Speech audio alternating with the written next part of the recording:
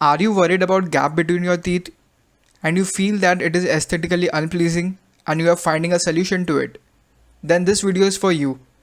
I'm going to talk about everything you should know about this. Watch it till the end and do subscribe to my channel if you haven't.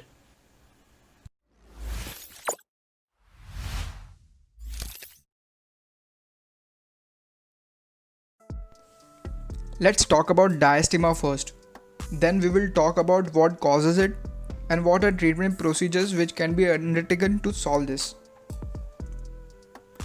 Diastema refers to a gap or space between the teeth.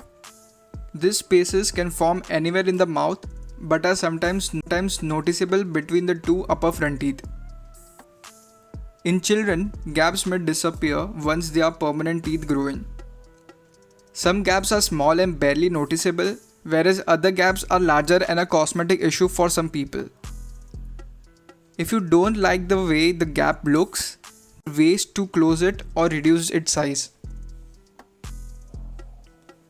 First thing that you should consider before assuming anything about this problem is that what is your current age.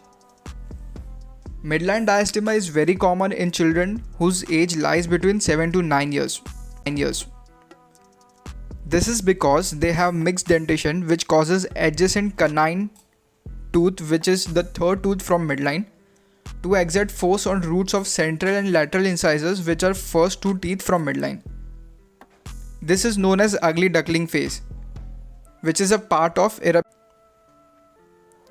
You can see in the radiograph that canines are exerting forces on the roots of the incisors, which is causing midline diastema.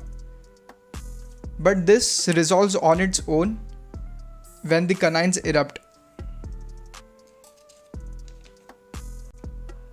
But if your age is more than 12 to 13 years and you still have gap between your teeth, then you should consider it a problem and should consult your dentist. Before moving forward to treatment part, let's understand few things about formation of such gaps between your teeth. Now, talking about causes of diastema, there isn't one single cause of diastema, but rather several possible contributing factors. In some people, this condition is related to the size of their teeth and size of their jawbone. Gaps may form when a person's teeth are too small for their jawbone. As a result, teeth are spaced too far apart. The size of your jawbone can be determined by genetics, so diastema can run in families as well. You may also develop diastema if there is an overgrowth of tissue that borders your gum line and your two upper front teeth.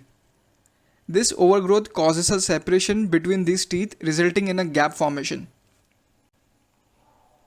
Certain bad habits may also trigger a gap between the teeth. Children who suck their thumb may form a gap because the sucking motion puts pressure on the front teeth, causing them to pull forward. Now, as we know few points about what causes midline diastema, let's jump to its treatment part. Treatment for a diastema may or may not be necessary depending on the underlying cause. For some people, a diastema is nothing more than a cosmetic issue and it doesn't indicate a problem like gum disease. Braces are a common plan for diastema. Braces have wires and brackets that put pressure on teeth and slowly move them together. This closes a gap. Invisible or removable braces may also fix some cases of diastema.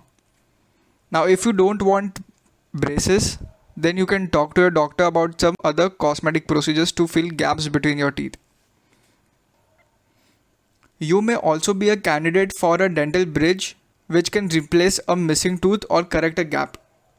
If you want to know more about dental bridge, then you can watch my previous video. I hope you got your answer and it was helpful to understand your diastema problem.